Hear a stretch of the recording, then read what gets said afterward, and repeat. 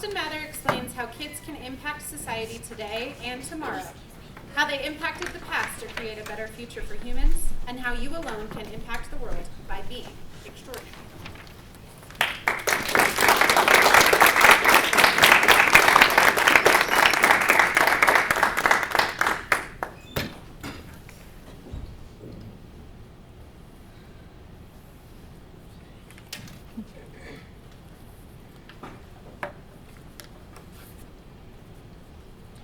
Have you ever wanted to do something that the average person couldn't? Have you ever wanted to be known for saving lives? Have you ever wanted to not be ordinary or extraordinary? I have, but I'm just a kid. Can kids like me really achieve something that's hard? Unexpected conflicts in some areas can lead to surprising outcomes, like creating babies, even if they're young. Let me tell you a fairy tale. Once upon a time, in a village in southern Sudan, there was a boy named Grand.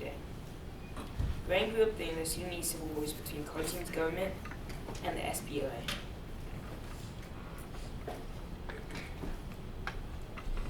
When Grand turned 8 years old, he inherited a job of maintaining cattle. One day, just like any other, while Grand was maintaining cattle, a blaze flickered in his village. Gunshots and screams filled the air, and before Grand could think, gunshots were fired at him. So he ran in the nearby forest, and he ran, and he ran, and he ran. The screams of people echoing behind him until they were gone. He walked away through the forest. He walked the rest of the day through the forest, still hearing gunshots in the distance. He knew he was alone, that everyone else was dead. He could picture in his mind gunshots flying throughout the air, hitting random people who didn't deserve to be killed. Flames tearing the village apart, and the screams of many as others and their relatives died before them. He could have thought that, but he didn't. He knew he would reunite with his mother and father one day, but now it was just him, on his own, not only hearing the call of birds and the rustle of leaves. It was peaceful, if he didn't remember what just had happened. Soon, he ended up at a road. However, he was not alone on this road. Multiple other boys were also walking along the road. Finally, Grand was not alone anymore. He joined the boys on the walk to nowhere, whereas he soon found out they were actually heading to northern Ethiopia, where there were refugee camps and sanctuary for people who were affected by the war.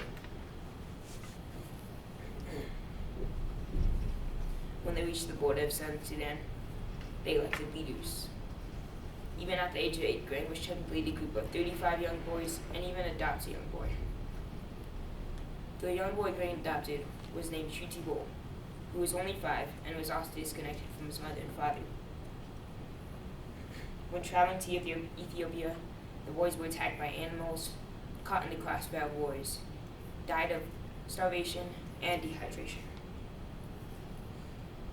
But Grand and Chuti persevered. When they finally made it to Ethiopia, they learned basic life skills, education, and religion. They met an American, Tom, who helped them get what they needed to live.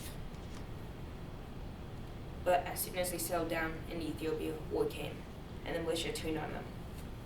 The boys ran to the Gila River, multiple were eaten by crocodiles, shot by militia gunfire, and even drowned in the water.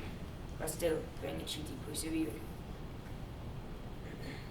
They met by the U.S. and Tom, told them they were to be taken to Kenya in trucks. However, there was not enough space on the trucks for everyone. To solve this, Grand made the brave decision to leave Chuti on the trucks and walk to Kenya himself. When Grand finally made it to Kenya, he was met by many of his fellow group members and Chuti.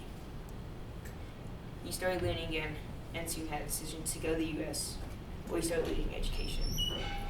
However, since he was technically not a U.S. citizen, he couldn't apply for college in the U.S. To solve this problem, the IRC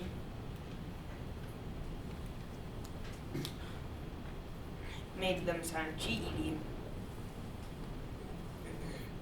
to help the boys sign for college.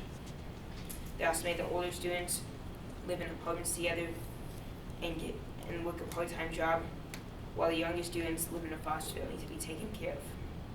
In 2005, the southern and northern sides of Sudan had a peace agreement. Later in 2011, South Sudan became an independent country. And in 2013, some of the lost boys started returning to Sudan again. Even at the age of Blake faced many challenges, but was ready during all of them. He always knew what the best decision was, and always chose to do good. He can lead many things through passion and perseverance. Grang is a fictional character, describing all the traits of the Lost Boys. Multiple are kids that acted just like Grang did, but are unknown to the public, just a regular person. They lost multiple relatives and went through a time no person should ever go through.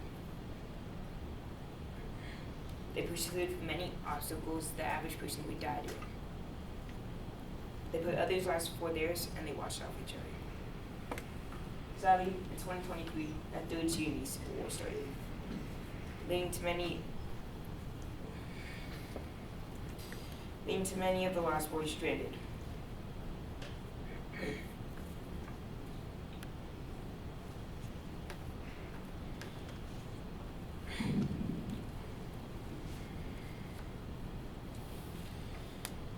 In South Sudan and Sudan.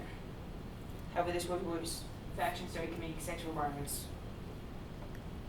And this left, according to IRC, this left 12 million people to be displaced and 3 million people to flee the country. 30 million people currently in Sudan need humanitarian assistance. And 1 million people in Sudan have fled to refugee camps across South Sudan. This situation has led to child recruitment and civilians to target infrastructure and factions to target civilians and infrastructure. So what can we do about this? How can we help? How can we get the Lost Boys back to the U.S. before this conflict escalates? How can we go beyond the average person who avoids this conflict? How can you not be ordinary, but extraordinary? I would say spread the word to your friends and family, the people who will donate at least something, and at least will help these boys get back on their feet. Thank you.